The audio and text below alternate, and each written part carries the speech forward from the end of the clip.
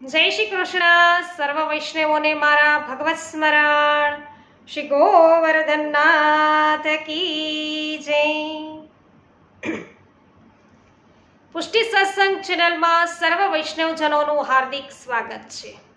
વૈષ્ણવો, આજે આપણે સત્સંગમાં જાણવાના છીએ ભાઈ, શ્રીજી બાવા છે ને એ તો ભક્ત વત્સલ છે. આપણે બધા જાણીએ છીએ કે દયાના સાગર છે પ્રભુ તો. પણ વૈષ્ણવો, એક વખત એવું બન્યું, શ્રીજી બાબાએ એવી લીલા કરી કે કોઈકની ફજેતી કરી. શ્રીજી બાબાએ પ્રભુએ છે કોઈકની ફજેતી કરી અને પછી એને ભક્ત બનાવ્યો. તો એ કોણ હશે? ચાલો આપણે વાર્તા પ્રસંગ દ્વારા નિહાળીએ વૈષ્ણવો. તો વૈષ્ણવો, આપણે છે સત્સંગ આગળ વધારીએ પહેલા આપ સર્વને એક વિનંતી કરી દઉં કે અવશ્ય પુષ્ટિ સત્સંગ ચેનલને સબસ્ક્રાઇબ કરો, જેથી ને તમને પુષ્ટિ માર્ગીય દરેક પ્રકારના સત્સંગો છે પ્રાપ્ત થતા રહેશે. સાથે સાથે વૈષ્ણવો, આનંદ આવે ને તો અવશ્ય વિડીયોને લાઈક, કમેન્ટ અને શેર કરવાનું ભૂલશો નહીં, જેથી દરેક વૈષ્ણવોને છે સત્સંગનો લાભ મળે. તો ચાલો વૈષ્ણવો, કરીએ સત્સંગની શરૂઆત. શ્રી વલ્લભાધીશ કી જય. તો વૈષ્ણવો, આપણે કેટલાય છે પ્રસંગો જોયા, શ્રીજી બાવાના લીલાના પ્રસંગો, જેમાં શ્રીનાથજી 10-12 વર્ષના કિશોરનું રૂપ ધારણ કરી અને ત્રિપુરદાસને ચરણામૃત તથા મહાપ્રસાદ છે પહોંચાડી આવ્યા અને પોતાના ભક્તની એમને ટેક હતી એ તૂટવા ન દીધી. પછી તો કે એ જ કિશોરે ચોખાના ખેતરમાં પહોંચીને હરજી ગ્વાલની છે ને ભૂખ ભાંગી. એ જ શ્રીનાથજી 10-12 વર્ષના નાના એવા નાવવાળા બન્યા અને અર્ધરાત્રિએ શ્રી મહાપ્રભુજીની આજ્ઞા પ્રમાણે શ્રી અક્કાજીને પ્રયાગ પધરાવી લાવવા નીકળેલા. તો પદ્મનાભ દાસનો પ્રયત્ન પણ છે એ સફળ બનાવ્યો. વળી આ એ જ શ્રીનાથજી છે વૈષ્ણવો કે જેમણે આચાર્ય શ્રીના અંતર્મુખી કૃપાપાત્ર સેવક કનૈયા શાલને આગ્રાથી દ્વારકા જવાના રસ્તે છે ભૂલા પાડી દીધા. ભૂલા પડી જતા 3 વાર છે પોતે પ્રભુ છે એ કિશોર બનીને માર્ગ બતાવવા છે એ ગયા. તો પ્રભુએ માર્ગ ચીંધ્યો હતો, માર્ગ બતાવ્યો હતો. તો વૈષ્ણવ, ભક્તની મુસીબતમાં છે એ બહારે જવું, બહારે ધાઈ જનાર એક 10-12 વર્ષના કિશોરે એકવાર કોઈકની ફજેતી કરી અને પછી પોતાના ભક્ત બનાવવાનો પ્રસંગ છે ને વૈષ્ણવો, એ પણ જાણવા જેવો છે. અત્યાર સુધી જે બોલી એ બધા પ્રસંગો આપણે અત્યાર સુધી સત્સંગમાં જોઈ ચૂક્યા છીએ. હવે નવો પ્રસંગ છે એ કહી રહી છું, એ જાણવા જેવો છે. એકવાર એક રાજા છે ને એ શ્રીનાથજીના દર્શન કરવા નીકળ્યા. એટલે રાણીએ પૂછ્યું કે હું પણ સાથે આવું? રાજાએ આ પાડી કે હા ભાઈ આવો. તો મુકામ છે એ ગોપાલપુરના રુદ્રકુંડ પર પહોંચ્યો. રાજા સવારીમાંથી નીચે ઉતર્યા અને પગપાળા શ્રી ગિરિરાજજીની તળેટી સુધી છે જવાની તૈયારી કરી. રાણીએ શું કીધું? રાણીએ કહ્યું કે શ્રી ગોવર્ધનનાથજીનું મંદિર નજીક આવી ગયું છે. વેલમાંથી નીચે રાણીને છે આવું કીધું રાજાએ. રાજાએ કહ્યું છે કે શ્રી ગોવર્ધનનાથજીનું મંદિર છે એ નજીક આવી ગયું છે, એટલે વેલમાંથી નીચે ઉતરો. નીચે ઉતર અને મારી સાથે ચાલ. દર્શન છે એના સામા માર્ગ પર વાહન કે સવારીમાં બેસીને ન જવાય, તો દિનતાપૂર્વક પગે ચાલીને જવાય.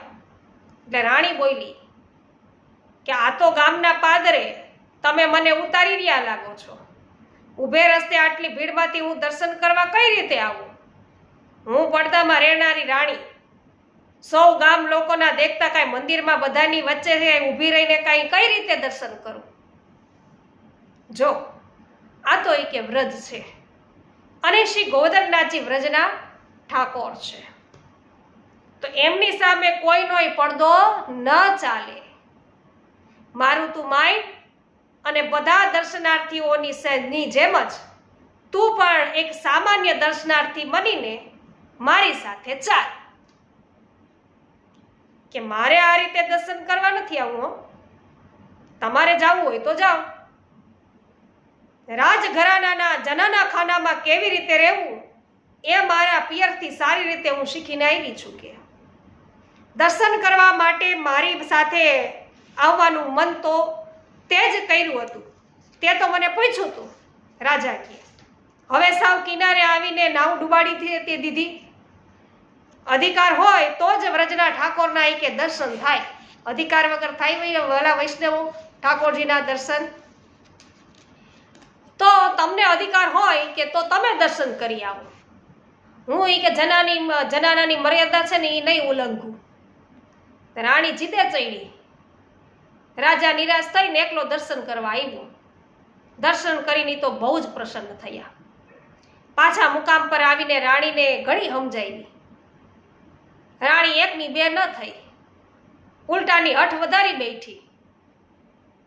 તો 2 દિવસ સુધી ખાનપાન પણ ના કર્યું. હવે રાજાને છે કોઈ ઉપાય ના સૂઝ્યો એટલે એ શ્રી ગુસાઈજી પાસે પહોંચ્યા અને પોતાની મૂંઝવણ છે રજૂ કરી રાજાએ ગુસાઈજીને.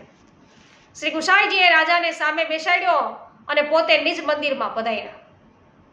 બાબા, એક રાજાની રાણી હઠે ચડી છે અને લોકોને રસ્તામાંથી દૂર હટાવી પોતે પડદામાં રહીને જ આપના દર્શન કરવા માગે છે. આપની શી આજ્ઞા છે આ બાબતમાં? શ્રી ગુસાઈજીએ શ્રીનાથજીને પૂછ્યું. હા એ કે જરૂરથી. લોકોને હટાવીને મંદિરના કમાડ છે એ વસાવીને રાણીને દર્શન કરાવું. શ્રીનાથજીએ સ્મિત વેર્યું. ભાઈ હા પાડી દીધી હો શ્રીનાથજીએ. તે શ્રી ગુસાઈજીએ સામું સ્મિત કર્યું ગુસાઈજીની સામે અને નજરથી નજર છે કંઈક વાત થઈ ગઈ ગુસાઈજી ને શ્રીનાથજી વચ્ચે. ખેલ હવે આરંભાયો વૈષ્ણવો. રાજાજી, અમે કે મંદિરમાંથી લોકોને હટાવવાનો પ્રબંધ કરીએ છીએ. તમે રાણીને લઈને આવો. ભલે એ પડદામાં ઓઝલમાં રહીને પછી દર્શન કરશે. ભલે. આમ શ્રી ગુસાઈજીએ છે રાજાને જણાવી દીધું. તે સમસ્યાનો અંત આવેલો જોઈને રાજાનો જીવ છે હવે હેઠે બેઠો. મુકામ પર આવીને એને રાણીને વાત કરી. સ્ત્રી હઠ અને રાજ હઠનું પોષણ થતા રાણી છે ગર્વાવિંત બની ગઈ છે. તો તરત જ એણે છે દાસીનો હાથ જાયલો અને દર્શને જવા તૈયાર થઈ ગઈ. તો અહીંયા એનો ગર્વ છે પોષાણો છે વૈષ્ણવ, અભિમાન થયું એને. તો રુદ્રકુંડથી દંડવતી શિલા સુધીના માર્ગ પર રાજાના ચોકિયા તો મોં ફેરવીને ગોઠવાઈ ગયા. આખા માર્ગ પરથી લોકોને દૂર કરવામાં આવ્યા. ભૂખી તરસી રાણી છે ધીમા પગલે રૂમઝૂમ કરતી દંડવતી શિલા તરફ ચાલી. 2 દાસીઓ એનો પડદો ઝાલીને આગળ પાછળ ચાલવા લાગી. દંડવતી શિલાએ પગરખા કઢાવીને રાણીને શ્રી ગિરિરાજજી પર ચડાવવામાં આવી. પડદો જરાય સરકે નહીં અને પોતાને કોઈ જોઈ ન જાય એ પૂરી કાળજી રાખતી રાણી છે મંદિરમાં પહોંચી. મંદિરની અંદરથી તમામ દર્શનાર્થીઓ તથા સેવકોને બહાર મોકલી દેવામાં આવ્યા હતા. રાણી જેવી મંદિરમાં પ્રવેશીને કે તરત મંદિરના દ્વારપાલોએ કમાડ વાસી દીધા, એટલે કે દરવાજા બંધ કરી દીધા. મંદિરમાં ખાલી એક રાણી દર્શન કરી શકે. તો તળેટીમાં અને મંદિરની બહાર લોકોને છે એ જોણું થયું કે આ જોવાલાયક કંઈક વસ્તુ થઈ એમ. અને ભીડ છે બધી બેકાબુ બની ગઈ કે એવું બધું કોણ આવ્યું આ દર્શન કરવા. તો રાણીએ મંદિરમાં પ્રવેશીને શ્રી ગોવર્ધન ધરની સમક્ષ ખોડો પાથરીને માથું ટેકવ્યું અને શાલીનતાપૂર્વક વાળેલા એક પગ પર બીજો વાળેલો પગ ગોઠવીને બેઠેલી. તો બેઠક લીધી એમણે અને દાસીઓ છે ખૂણામાં જઈને પછી ઊભી રહી. શ્રી ગોવર્ધન ધરણના અપ્રતિમ સૌંદર્યને રાણી છે એ પડદાના ઓથેથી નિરખી રહી. ત્યાં તો નટખટ શ્યામ સુંદર પ્રભુ નટખટ એટલે નટખટ શ્યામ સુંદરે કિશોરનું રૂપ છે કિશોરનું રૂપ ધારણ કર્યું અને છલાંગ મારી અને મંદિરના કમાડ ઉઘાડી નાખ્યા પ્રભુએ પોતે. ભાઈ જિજ્ઞાસુ બધા દર્શનાર્થીઓની ભીડ તો જામીતી જ પાછળ. એટલે જિજ્ઞાસુ દર્શનાર્થીઓ છે બેકાબુ છે એ બન્યા અને ભીડે મંદિરની અંદર ધસારો કર્યો. ધસારો એટલા વેગથી થયો, એટલા વેગવાન હતો એ ધસારો કે સૌ એકબીજા ઉપર છે પડવા લાગ્યા. અને રાણી ચગદાઈ ગઈ. રાણીનું અભિમાન તો ઓગારવું ને વૈષ્ણવો. ઓચિંતાનું કે આ શું થયું એ સમજાય એ પહેલા તો એનો પડદો તથા વસ્ત્રો છે ફાટીને ચીથરે હાલ થઈ ગયા રાણીના. એણે ચીસાચીસ છે એ કરવા માંડી. કોઈ સશક્ત પુરુષ દર્શનાર્થીએ બળ વાપરીને દબાઈ ગયેલી રાણીને બેઠી કરી. પોતાની આ દશા પર એ ઘણી લજ્જા પામી. ઉઘાડા થઈ ગયેલા અંગોને ઢાંકવા માટે ફાફા મારતી હતી. ત્યાં જ બંને દાસીઓએ આવી અને એને પોતાની સાડીમાં છે ઢાંકી દીધી. છોભેલી રાણી મુકામ પર આવી. રાજાને પોતાના હાલ કહ્યા. સાંભળીને રાજાએ કીધું, શું કહ્યું? કે મેં તો તને પહેલાથી જ સમજાવી હતી, પણ તારા મનમાં ના ઉતર્યું તો હું શું કરું? વ્રજના ઠાકોર સામે કોઈનોય પડદો ન ચાલે. બધા ભક્તો સમાન હોય. આ તો વ્રજસ્થળ લીલાસ્થળ છે. વ્રજસ્થ લીલા છે આ પ્રભુની. તો વૈષ્ણવો અત્યારે તે બધા વીઆઈપી દર્શન કરવા પહોંચે છે, પણ પ્રભુ છે ને એના સાચા ભક્તોને ઓળખી જ લે છે. તો રાણીને પોતાની ભૂલ છે અહીંયા સમજાઈ ગઈ. એણે રાજાની માફી માંગી. એ લજ્જા વડે જગ લાજતું હોય છે. એ લજ્જા જ આજે છે એ લજાઈ ગઈ. તો રાજાએ છે એ જોઈ અને શ્રી ગુસાઈજીને રાણીના હૃદય પરિવર્તનની વાત કરી. સાંભળીને શ્રી ગુસાઈજી પ્રસન્ન થયા. પછી તો રાણીએ રાજાને વિનવીને મુકામના દિવસો છે એ વધારાવ્યા. તો જેટલા દિવસ મુકામ રહ્યો એટલા દિવસ રાણી છે પડદાનો ત્યાગ કરીને પગે ચાલીને ગામની વચ્ચે નીકળી મંદિરમાં જઈ અને બધાની સાથે ઊભી રહીને નિત્ય છે એ 2 વાર દર્શન કરતી. તો પેલા નટખટ કિશોરની બંધ કમાડની આ છે કઠોર કૃપા પણ કમાલની હતી ને વૈષ્ણવો. તો આપણને કઈ દર્શન થાય? આ રાણીએ આવી હઠ કરીને તોય વૈષ્ણવો પ્રભુ એના પર કૃપા કરી દીધી.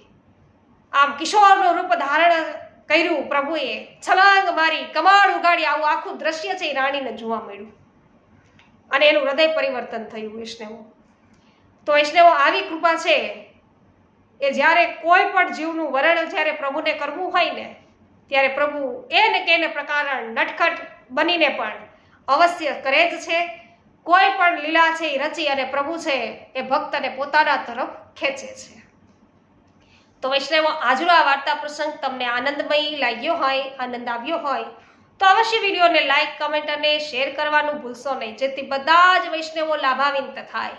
અને હજુ સુધી પુષ્ટિ સત્સંગ ચેનલને સબસ્ક્રાઇબ ન કરી હોય તો અવશ્ય કરી લેજો. જય શ્રી કૃષ્ણ. શ્રી ગોવર્ધનનાથ કી જય.